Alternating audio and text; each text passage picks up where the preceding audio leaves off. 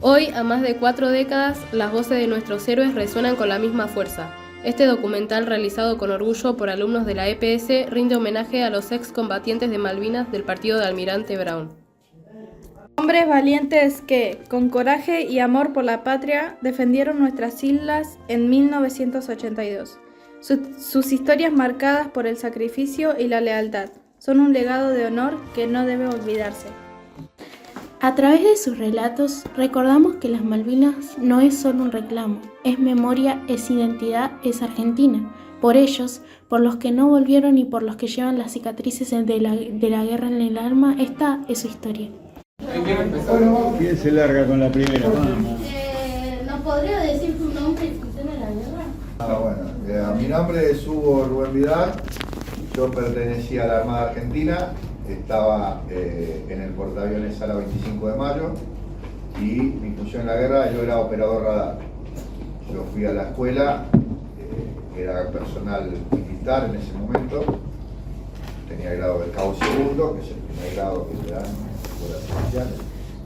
Y bueno, había hecho 2 años de curso y salí como operador radar, me dedicaba a lo que era el radar de superficie, manera todo lo que era el tráfico marítimo, no la parte aérea.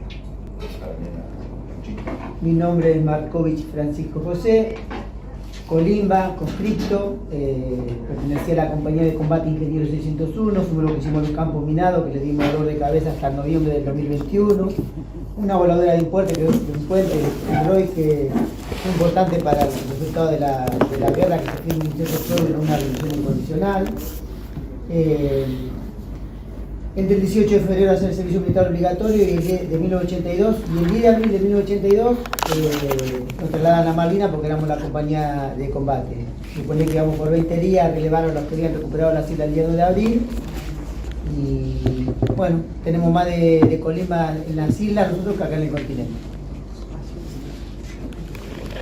El rango etario general era entre 18 y 20. Después, bueno, había acaso de que había más jóvenes. Sí, más grandes también. Acá de Almirante Brown tenemos uno que fue con 17 años al crucero Belgrano, que es sobreviviente, que también ha ido a la escuela, o en la escuela entrabas con 15 años, y los que hacían por ahí un año se iban después a la flota, ya estaban con 16 años arriba del global. Y había gente más grande, la de carrera, que bueno, más grande también. Inclusive, bueno, lo que pasa es que se mezclan las cosas de la ola de la Marina y yo les hablo de ejército. Yo tenía compañeros que también habían hecho la misma maniobra que había hecho yo, de pedir prórroga para seguir estudiando, y bueno, no solamente la secundaria, sino la facultad. Entonces el tipo terminaba como médico, con 27 años, contador, con 26 años, 27 años, 28 años, bueno, cada uno con sus historias de vida, y hacían el servicio militar a esa edad también. Entonces el médico que había jurado el juramento hipocrático para salvar vidas en la facultad, y bueno, le habían dado un fusil para que hiciera lo que tiene que hacer con el fusil. Bueno, ¿Cómo era tu vida antes de la guerra? mi vida antes de la guerra. No, bueno, yo había entrado en el 79 en la escuela, así que yo decidí entrar en la escuela como una salida laboral, la reina de mi casa. En realidad, por eso no bancaba mi viejo y quería irme, y bueno, lo busqué como una salida laboral, y yo entré en el 79.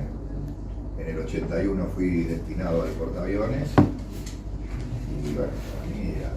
¿Un 18 años?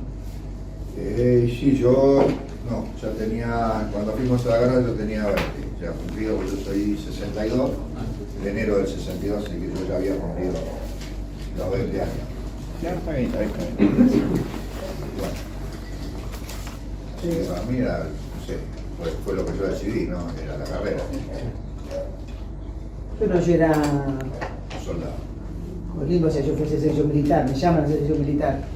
Yo estaba juntado a los 15 años, o sea, con mi primera esposa éramos novios a los 12, porque antes trabajaba de más joven, la vida es diferente, a los 15 estaba juntado, pero como yo le había dado la palabra a mi viejo de que si me tocaba iba, voluntario o no, a la Colimba, porque uno veía que van saliendo los vecinos del barrio, los más grandes, se va enterando lo que pasa adentro, yo no quería ni en pedo hacer servicio militar, pero en ese tiempo había algo que algunas cosas buenas, había cosas malas, pero había cosas buenas también, ¿no? Una de las cosas buenas es que había códigos y la palabra valía más que un papel.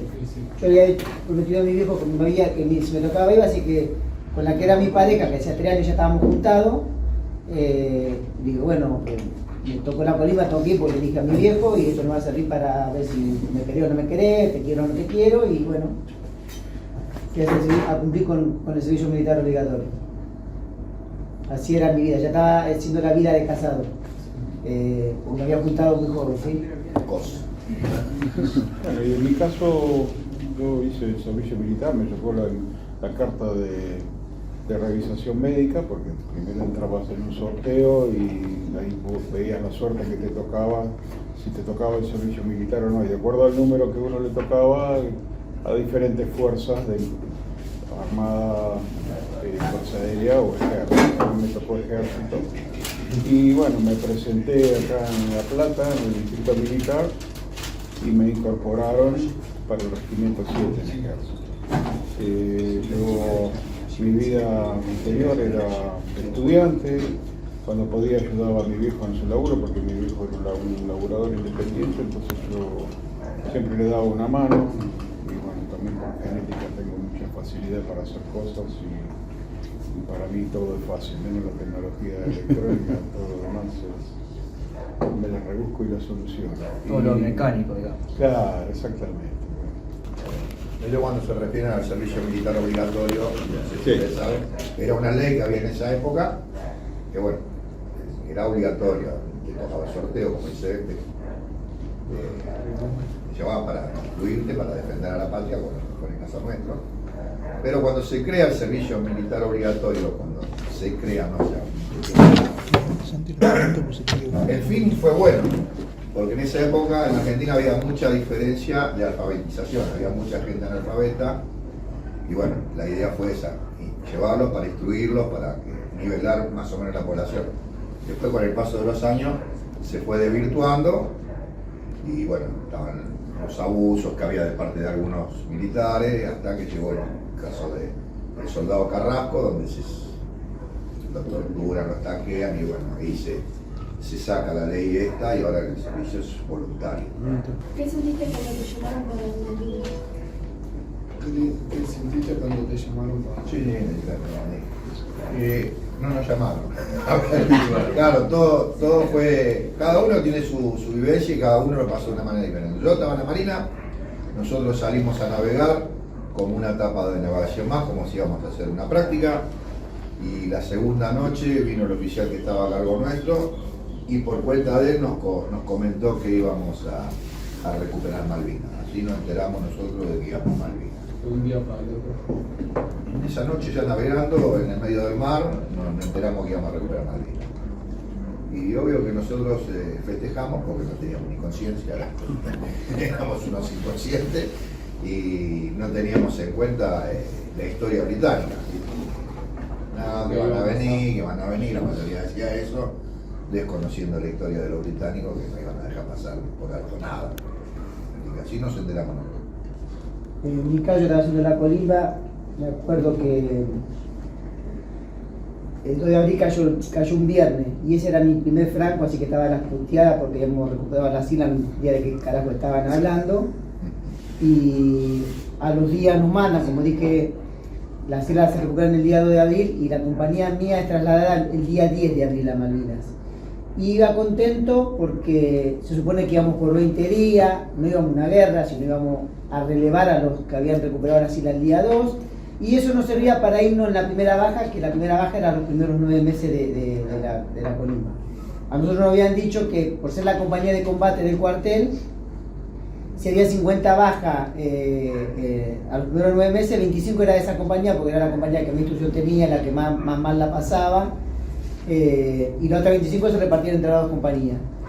Y uno lo arrestan por cualquier cosa, y eso te considera después para puntaje en contra para que te den la baja, o te den la libertad.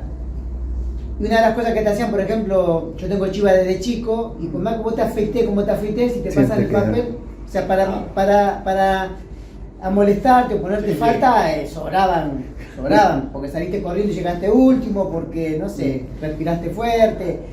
el pelotón fantasma que se nos sacaban a velar a la noche bajo la lluvia, después entramos todos sucios, todo el mundo castigado. Entonces, iba contento porque sabía que después de 9 meses yo me iba más. Yo, acá como allá, porque me quería en la primera baja, para todo era voluntario. No importa que yo, voluntario para... Estaba levantando la mano porque yo me quería en la primera baja. El primer día que entré dije yo de acá me quiero ir antes posible. Así que no iba a una guerra, así que iba medianamente contento porque eso me aseguraba irme en la primera baja, en mi caso. El enano ruso, no sé qué. Y no sé, parece que estoy hablando con el enemigo, y el fervor patriótico, y el valor patrio. Si querés mentimos, para que mentimos, vamos a mentir a los chicos entonces. Íbamos re contentos porque íbamos a recagar para estos ingleses, eso es lo que te diga. Bueno, eso lo tenía vos, lo tenía yo, no, claro. No todos estaban obligados a tener el fervor patrio, claro. Yo estaba enojado porque ya te digo, era mi primer franco, loco. Claro. Vos calculás que Había mentido. dejaba la pareja, Eran todos hombres. Decía 9 veces sin la pareja. Por eso cada uno tiene su verdad, Cada uno vivió situaciones diferentes. ¿Viste cuando dijimos que debatimos, discutimos y después está todo bien? Tal cual. Él, por ejemplo, a veces se da el debate de que él le gusta la colimba y a mí no. No la colimba que vivimos. Claro, tal Sí cual. quiero un ejército armado, una fuerza aérea armada, una marina bien armada, pero en los cuarteles. Yo quiero seguir viviendo en democracia, ¿sí? Por más que con el que esté en Casa Rosada, hoy, en mi caso, yo no esté de acuerdo con un montón de cosas, yo quiero seguir viviendo en democracia. Lo que ya es obligatorio no me va, porque hoy, por ejemplo, comparó lo obligatorio de la secundaria. No, la secundaria sí no quiere ir más, no va más. En la colimba, bueno, no iba más, te agarraban de los pelos y en vez de un año hacía 2 años. ¿Y cómo la hacían? Entonces, son dos cosas diferentes. Porque Ya- era una ley. Era una ley. Una ley, sí. No sé, pero era diferente. Porque a veces comparan, sí, es obligatorio la secundaria, sí, pero si no, ¿cuánto hay que abandonan por diferentes casos? Por trabajo, porque no pueden o por lo que sea. O por lo que sea. Y nadie va a la policía a buscarlo. En la colimba, si venían a buscar a la policía y te llevaban la patada en el culo, tenían que ir sí o sí. No lo van a buscar, pero los procedimientos están en secundaria que se les tienen Claro, que a los claro, padres. claro, No lo hacen claro. por diferentes motivos. Sí, es otra cosa, ahí ¿no? está gabinete que Pero tendrá ahí la palabra pagar. obligatoria no es la misma intensidad de una con la No, otra. no es lo mismo. Y yo me alegro que esté la secundaria, que esté y que sea obligatorio y que vayan los chicos y que se les paguen el boleto para que puedan ir y que les regalen una lengua para que puedan estudiar. Yo todo eso soy aplaudo. Ojalá lo hubiese tenido yo, capaz que hoy no sería lo que capaz sería más inteligente, qué sé yo. Y nos llevaríamos más de acuerdo con el ruso. Más alto. Pero bueno, eran tiempos diferentes. Sí, sí, era totalmente. El mundo era diferente en la Y Argentina. aparte, de como ahora. dice, vos eras desertor o te iba a la PM o la policía, quien sea. Yo tengo un compañero que era de Rosario y se había hecho desertor. Y él también era cabito también, pero se había hecho desertor. ¿viste? Y estaba en la casa, le apareció un cirujano, todo pelo largo, barbudo, todo. Y era uno adentro, lo tuvieron como 4 o 5 días. La cosa hasta es lo convocan a la que PM. había muchas situaciones. Yo, por Ah. ejemplo, tengo compañeros, amigos que también, compañeros de escuela, secundario mío, que también estaban con la misma edad, hacían el servicio militar en otros lugares. Y bueno, no estuvieron movilizados hacia Malvinas, y el único de todo mi curso, de que éramos 30 en el curso, fui yo a Malvinas. Después todos los demás, si bien uno estuvo en Palomar, en el regimiento de tanques, otro estuvo en el Patricio también, y bueno, no se movilizaron y quedaron. Y bueno, y los padres, porque todos, por la mayoría somos los padres todos extranjeros, que ya sabían lo que era la guerra, porque la habían vivido en la Segunda Guerra Mundial en Europa. Entonces, cuidando a sus hijos, le decían a los hijos, no, nene, yo te voy a mandar a Europa. Entonces te escapabas, terminabas siendo un desertor y después no podías volver al país. De esa forma tenías que hacer una maniobra como la de las películas de James Bond, ¿viste? Para poder venir a tu casa de vuelta. Y era una condición bastante brava, sí, con respecto a lo que uno dice de la educación. Y el servicio era eso. ¿Sí? Estabas condicionado a terminar preso en cualquier momento, cualquier accidente de auto donde uno se quedaba identificado por la situación. Ah, vos sos tal, pero vos tenés el servicio militar cumplido, no, te escapaste, bueno, preso. Aparte en ese tiempo estaba el documento en la libretita, Claro, donde Aparecía te todo. echaban con rojo si no estabas apto y después con azulcitos si salías bien, ¿no? Era la libreta de enrolamiento. La libreta de enrolamiento. Santi. ¿Cómo ¿Cómo fue la despedida de la familia? No hubo. Ah, mira. Así, No hubo. mi familia se habrá enterado un poco yo por la tele, porque bueno, claro, no había comunicación como ahora. No había WhatsApp, no había teléfono, no había prácticamente en los barrios. El que tenía teléfono era porque tenía plata, era el banquero del barrio era el que tenía el teléfono, y después una tienda que tenía un semipúblico y después, chao, no había. En mi caso, por ejemplo, como estaba haciendo la colima acá en Campo de Mayo, estaba cerca, yo vivo en Campuzalco, cerca de Masi Carrefour, nos dan 12 horas de licencia y pasó algo en mi casa que no estaba acostumbrado a pasar. Nosotros somos muchos hermanos, una mesa larga, a la hora de comer en mi casa es un quilombo, pelear, ¿le serviste mal, me serviste menos y qué sé yo. Cuando llego a mi casa, mi viejo me dice, ¿qué haces acá? No, nos dieron permiso porque nos vamos de premio a Malvinas por 20 días y... Si bien yo la he escuchado discutir a la correntina con mi viejo un par de veces, ese día fue diferente. La correntina se refiere a la madre. Sí. Mi mamá tenía como costumbre servirle primero a mi papá y después a los más grandes que éramos los que trabajábamos. Aunque ya trabajábamos con 9 años, mi hermana con 12 años laboraba con cama adentro, como la que era mi pareja también, 12 años laboraba con cama adentro.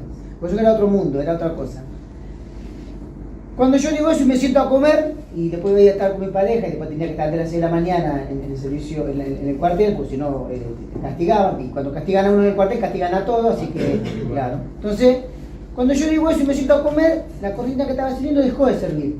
Y en mi casa la que nos cagaba a palo era ella, la que te daba era ella. O sea que empezó a gritar a mi papá de que no lo dejé ir, viejo, no lo dejé ir. Entonces yo, la mesa se hizo una tumba, el quilombo ese de que le serviste más, me sacó el pan, se hizo, pues allá cuando la correntina gritaba era para tenerle miedo. Entonces yo miro eso mientras estoy comiendo y no era normal que mi vieja le esté gritando a mi viejo, no estaba...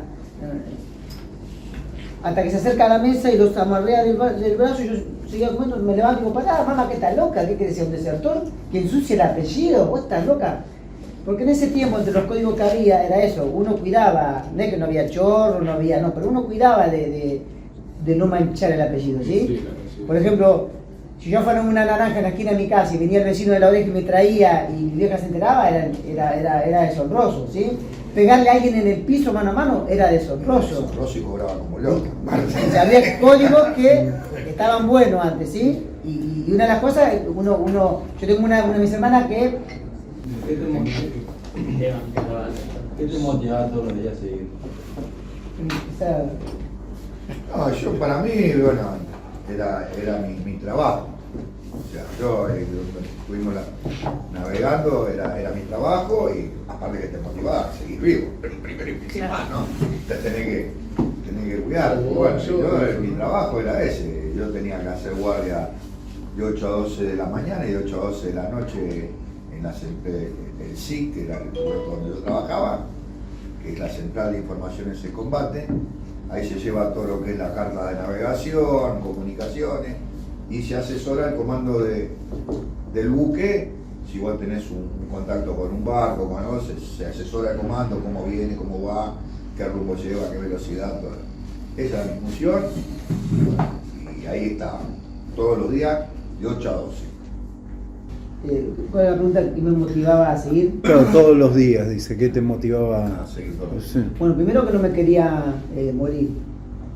Segundo que estaba peleando por algo justo, no estaba por... teníamos la razón y teníamos lo justo. Y a nosotros nos venían y nos decían, yo tuve la suerte que el cabo primero que teníamos primero a cargo viene herido en un bombardeo cuando estábamos haciendo los campos minarios, que estuvimos con un sargento que estuvo a la altura, ¿sí? El tipo nos hablaba mucho, nos solía levantar la moral, nos ayudaba a que nosotros tengamos palabras para levantar la moral a otros. Y nos habían dicho que si ellos pasaban ahí, venían al continente, y en el continente estaban nuestros seres queridos. No queríamos que lo que estábamos pasando nosotros, nuestros seres queridos, la estén pasando.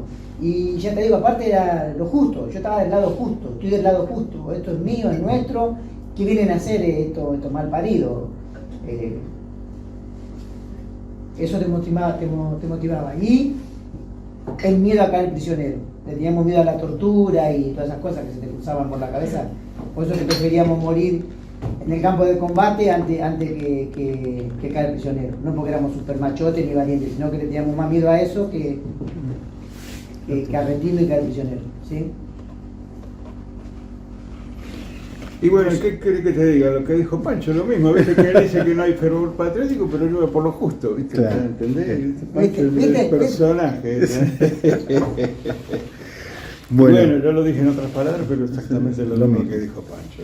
Exactamente lo mismo. Uno iba porque había aprendido a valorar los valores patrios, lo que era el compañerismo, lo que a veces por el mismo propio compañerismo uno tenía miedo de lo que le iba a pasar o de lo que no, y estaba ahí. Pero todos iban y uno tenía que ir porque había aprendido que eso era el oficio tomado con pinzas que había aprendido en ese momento y tenía que hacerlo. Había practicado para hacer, en mi caso yo era apuntador de un cañón y había practicado, había hecho instrucción y había aprendido lo que era el uso del cañón y tenía que hacer lo que sabía, porque sabía que si ese cañón funcionaba iba a proteger a los compañeros que estaban adelante y los que están adelante iban a protegerme a mí, que yo estaba atrás para que no me lleguen. Y bueno, y la suerte y el destino, como les mostraba de la video ahí, que de repente uno estaba y sigue estando y otros que estaban y no volvieron. Eso también. Sí. Luli. ¿Cómo fue el trato con los superiores? En el caso mío no era fluido, normal, no. Nosotros ya veníamos de 2 años ahí en el portaaviones con la misma jefatura, así que teníamos un trato cotidiano como laboral. Mientras no tuvimos la guerra era un trabajo, yo cumplía mi horario, a las 2 de la tarde si quería me iba, el que tenía la posibilidad. Yo estaba en Bahía Blanca, en la base naval Puerto Belgrano, familia acá de Chincón, de la Noceste. Y bueno, a mí no me gustaba estar dentro de la base, así que con otros 2 compañeros habíamos alquilado un departamentito y salíamos, terminábamos el trabajo y nos íbamos, era normal. Nosotros como éramos colimba y éramos nuevitos, buscaban que con los colimba viejos no nos crucemos porque como no había confianza, era una forma de tenerte más en línea. ¿Eran códigos? ¿Eran como códigos? No, viste que si vos venís al aula nuevo, al salón nuevo, sos el nuevito, entonces vos no sabés dónde estás parado, ¿sí? Además tienen confianza con el profesor, saben que el profesor le gusta el che independiente, porque somos los mejores, los del rojo, por ejemplo, qué sé yo, no sé. Tenés algo, bajé en línea, ¿no? Fue muy seguro eso, ¿eh? Sí. Fue mal, bueno. Ahora fue. No tenemos que estar de acuerdo, pero bueno. Y Pancho por allá hay un hincha de River, no sé contestarlo como sería si me dieron Y en la colimba había todavía 12 soldados que eran viejos, 62 que se tenían que ir. Y se quedaron, en mayo, 4 de ellos se quedaron voluntarios. No nos íbamos, fueron con nosotros, ¿sí? Entonces ellos con los superiores tenían un trato mejor que el de nosotros. Nosotros teníamos un poquito más seco porque éramos nuevos y no podían dejar que haya esa confianza. Aparte, a veces se critica el tema de los castigos que hubo. Pero vos en el campo de combate, si no pones orden, lo que hace alguien, lo demás lo sigue. A veces, por desmalvinizar, se habla mal de los oficiales y suboficiales y no hay que meter todo en la misma bolsa, ¿sí? No todos los soldados estuvimos a la altura, no todos los suboficiales estuvieron a la altura, no todos los oficiales estuvieron a la altura, pero no hay que meter todo en la misma bolsa. ¿Sabes? Como que yo critique a hincha de Boca, era, pobrecito, que yo diga que todo el hincha de Boca no sirve, no, a hincha de Boca que sirve. O sea, no porque está identificado por algo, pasa a ser mala persona o buena persona, ¿se entiende lo que quiero decir? No hay que meter en la misma bolsa. Y esto lo aprendimos nosotros porque cuando volvimos, fuimos discriminados nosotros por ser chicos de la guerra, ¿no? Eso trajo mucho suicidio. Tuvimos más de 12 años discriminados, peleándola, haciendo marcha, hasta que, bueno, por fin vino un gobierno que nos dio un montón de beneficios, ¿no? Que ya perdimos algunos en el 2017, que es la salud, por ejemplo, que todavía no podemos recuperar. Pero, pues, digo, no hay que meter todo en la misma bolsa, ¿sí? Me gusta dejarlo claro porque a veces, por desmalvinizar, agarran una pequeña verdad para dar una gran mentira. Por culpa de un borracho fueron, no fue tan así. Pobre chico de la guerra, no fue tan así. Hasta el mismo inglés nos reconoció el valor en combate, no es así. Que todo tiene un porqué. No hay que agrandar, ellos no quieren que se cuente la verdad de Malvinas, pero en Malvinas los tipos se comieron la paliza. Si la guerra se mediría quién perdió más hombres y más material bélico, le ganamos un 20-1. Un 20-1 le ganamos. pero viste, ¿Qué sentiste cuando enfrentabas al enemigo? No, yo no tuve contacto directo. Sí. Sí cubrimos puesto de combate, pero no llegamos a tener un enfrentamiento directo. ¿Por qué? Porque el portaaviones, el arma del portaaviones es el avión. O sea, si el avión sale y va a atacar allá, Sí. adelante. Nosotros lo veíamos por el radar. Nosotros llegamos a tener contacto con la flota enemiga, se cubrió puesto de combate, se iban a largar los aviones. Muchachos, entonces, ¿cuál era? del enfrentamiento. Sí, ¿qué sentiste en el enfrentamiento? Claro, Yo claro. también. No, la verdad que medio... Es medio, Hay otra medio pregunta. complicado contarlo. El Claro. soldado que Otra está pregunta Sí, sí. tiene. Otra pregunta. Sí, sí, sí, ahí. ¿Entendiste? Sí, entendí. ¿Lo puedo Entendí. explicar yo un cachito? Sí. ¿Cómo Yo fue? ya me la digo a la respuesta. Claro, Bueno, pero yo te voy a explicar qué es lo que ellos no quieren contar porque es muy doloroso. Y sí que Es muy doloroso. Porque enfrentarse contra el enemigo es mirarlo de frente y pensás en esa décima de segundo antes de apretar el gatillo, pensás que esa persona puede tener hermano, madre, y es a todos los que va a dejar. porque es una persona igual a vos. Sí, yo no sé si pero- pensás eso, pero el pero- celo sos vos, así que no hay mucha discusión, ¿no? Claro. Claro, pero te lo digo porque Sí, me lo sí. contó un soldado Sí, bueno, por eso. y llorando y con lágrimas en los ojos porque para él fue apretar el gatillo, era la vida de él o era el del otro. Pero porque fue un enfrentamiento ahí cercano, no es que fue Claro. lejano, porque generalmente era todo lejano, como él dice, Sí, yo con creo que fue cañones, a la última guerra kilómetros y eso. convencional que hubo después, ahora con los drones. Sí, por eso ellos le llaman la última guerra romántica, porque Se luchó cuerpo a cuerpo. Ahí- Claro. ellos tienen Cuerpo a cuerpo, heridos y sí. muertos con bayoneta, Bayoneta. Sí, sí. que ya no hacía falta a la altura de lo que estaba ya el mundo avanzado. La tecnología. Claro, y fíjate lo que son, ¿no? Por ahí atan algunas cosas con lo que está pasando hoy.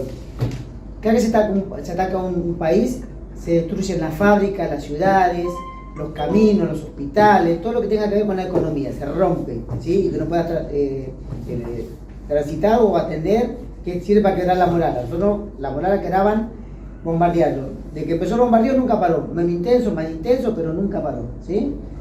Hasta el día de cese el fuego nunca paró, hasta el 14 de junio después de las 4 de la tarde. Y ellos llaman última guerra romántica porque los combates fueron en el campo de combate, en las montañas, en los montes, y fue el soldado contra el soldado. Los pocos civiles que murieron fueron porque ellos, después nos enteramos después, los últimos 8 o 12 días el bombardeo fueron mucho más intensos, pero era porque nos bombardeaban de 3 lados diferentes. Y por eso que era tan intenso el tema del bombardeo. Porque habían de todos lados. De 3 lados diferentes estaban bombardeados. Siempre era naval o tierra, o bombardeo aéreo. Pero, ya digo, no sé si 8 o 12 días, porque uno pierde la noción del tiempo. Yo no sabía si es sábado, si es domingo, si es lunes, si es martes. Yo no tenía reloj, no sé Sí, qué hora era no, tampoco. Los días eran más cortitos, sí, eso sí, que acá. Pero el último día era terrible los bombardeos. Más, en los primeros bombardeos, me va a decir él, a veces te tocaba, ellos primero tiraban un par de bengalas, explotaba y donde caía la bengala, chao, esa parte cagaba. Y a veces uno se ponía contento porque estaba a 8 kilómetros de ahí y decía, no me toca, ¿me entendés? Sin olvidarte que ahí había compañeros también, ¿me entendés? por ahí van a morir. Y uno estaba contento porque no le caían a uno. ¿Sí? Aparte uno aprendía de estar ahí. Lamentablemente el ser humano, cualquiera, es un animal de costumbres y se adapta a las situaciones, a todo. Acá estamos cómodos con aire acondicionado. Mañana te toca estar en el campo, laburando en el campo con el frío, te cagás de frío, pero laburás porque te acostumbras a eso. Un día, 2 días, 3 días y lo tomas como algo normal. Y lamentablemente la guerra es lo mismo.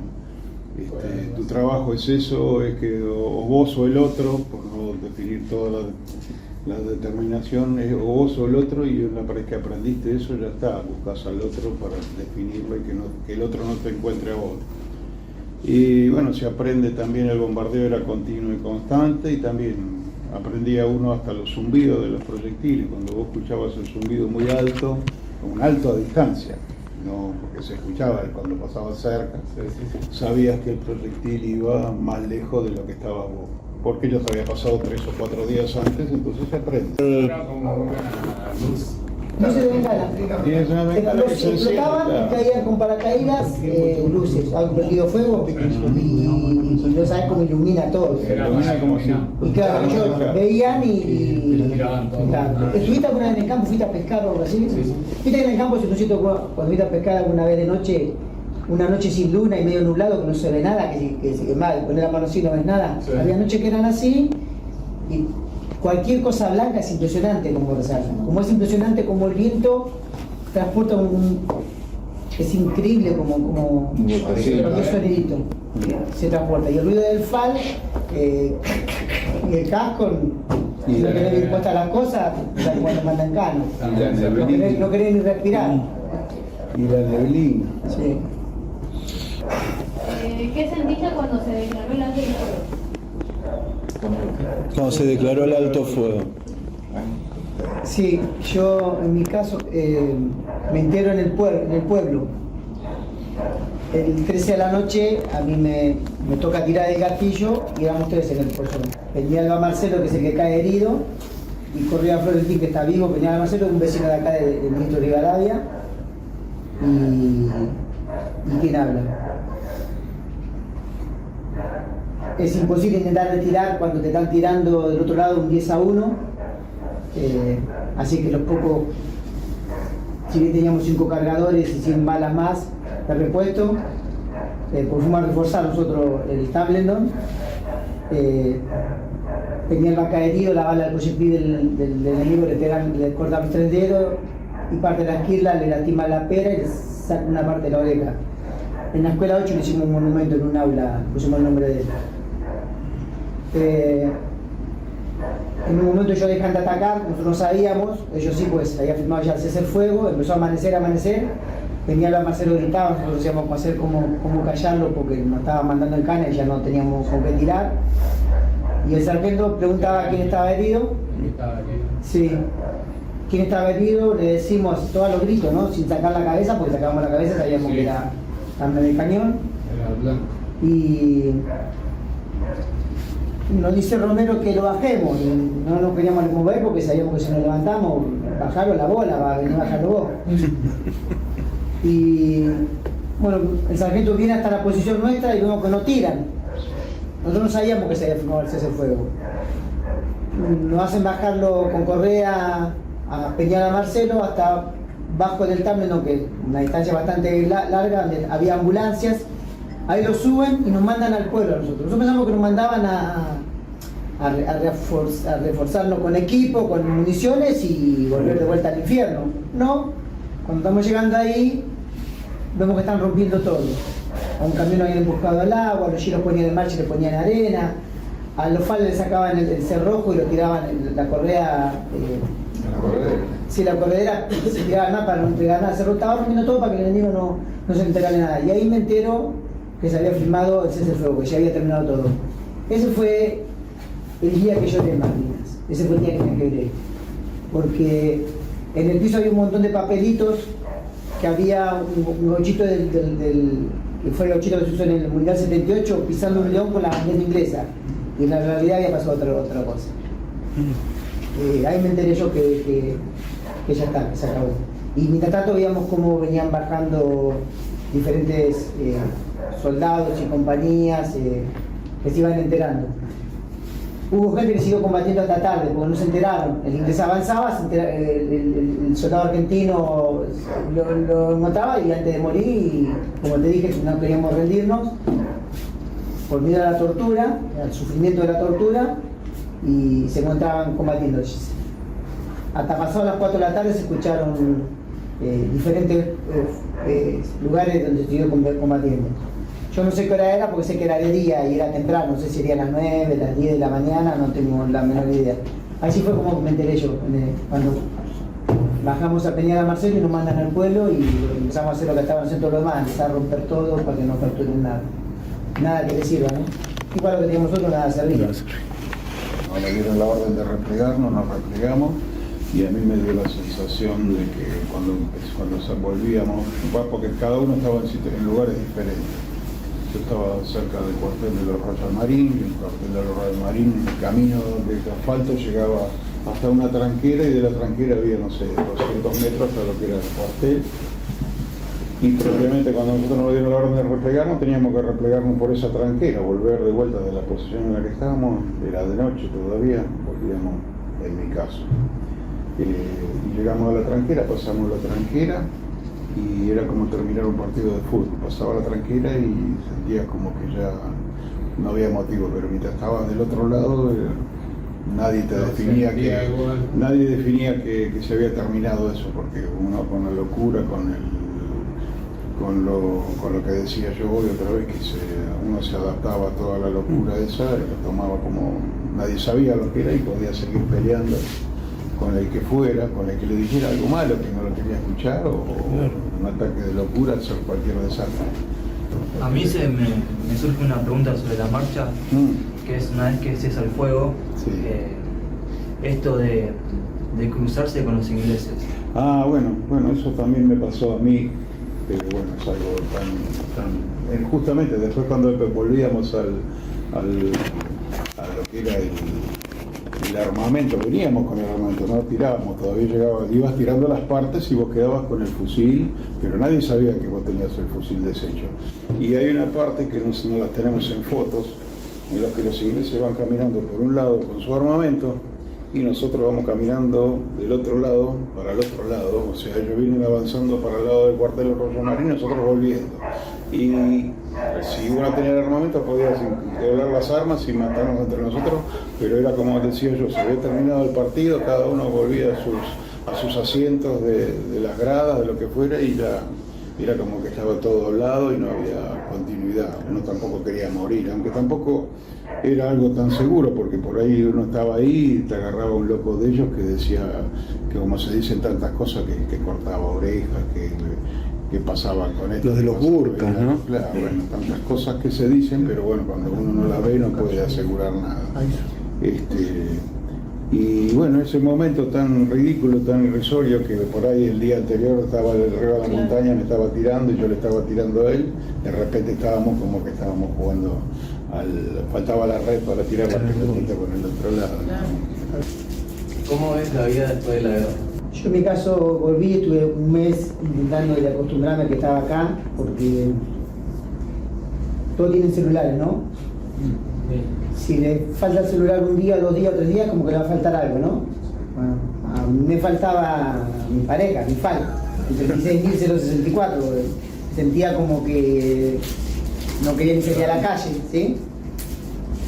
Después del primer mes, bueno, intenté de empezar a hacer la vida normal, si bien andaba enojado con todo el mundo, me peleaba por nada en la calle, andaba enojado, y más cuando empecé a ser rebotado y me di cuenta que era rebotado por ser un chico de la guerra, andaba enojado con el mundo, como que diría.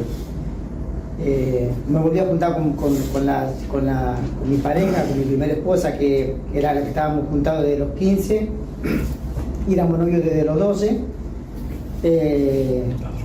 Y bueno, empezó la lucha de la discriminación, nos empezamos a reunir, a juntar, porque yo siempre pongo este ejemplo. ¿Vieron que ustedes los profesores cuando van de vacaciones ven a otros profesores y como que se olen? Sí. A nosotros con los chicos de la guerra nos pasaba lo mismo.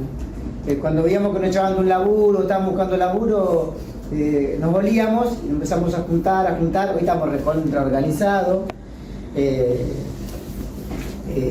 Organizado y no solo organizado, sino legalmente, con papeles y todo. Antes nos empezamos a juntar, a marchar y conseguimos un montón de beneficios. Lo que hicimos en Malvinas fue trabajar en equipo, lo hicimos acá, que es un poco el mensaje que solemos dar también, que no es nada como cuando uno trabaja en equipo y no es traidor, y bueno, yo me quedo tranquilo porque le toca ir la guardia a fulano y va ahí, no va a faltar, y trabajamos en equipo, todo es más fácil, todo es más fácil, mejor, y sale mejor incluso.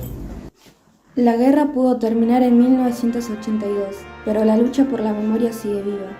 Los excombatientes de Malvinas de Almirante Brown no son solo héroes del pasado, son guardianes de nuestra historia. testigos de un capítulo que jamás debe repetirse. Sus voces, sus cicatrices y su orgullo nos recuerdan que Malvinas no es una causa perdida, es una llama que sigue encendida en el corazón de cada argentino. Los alumnos de la EPS honramos su valor, su sacrificio y su amor por la patria. Porque recordar es resistir y resistir es no claudicar. Malvinas fue, es y serán argentinas. Hasta siempre, héroes.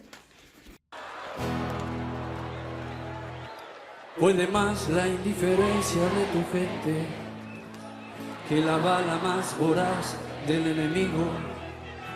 Me pregunto qué pasaba por la mente del infame que te estaqueaba en el frío.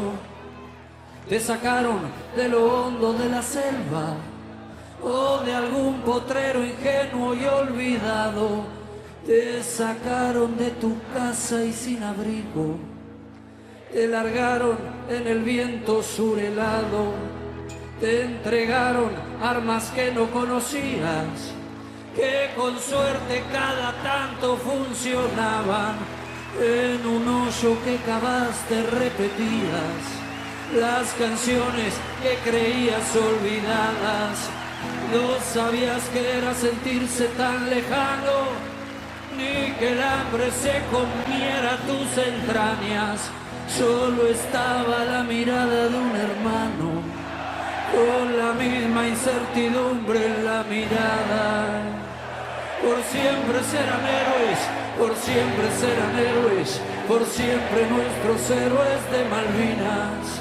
Y por siempre serán héroes, por siempre serán héroes, por siempre nuestros héroes de Malvinas.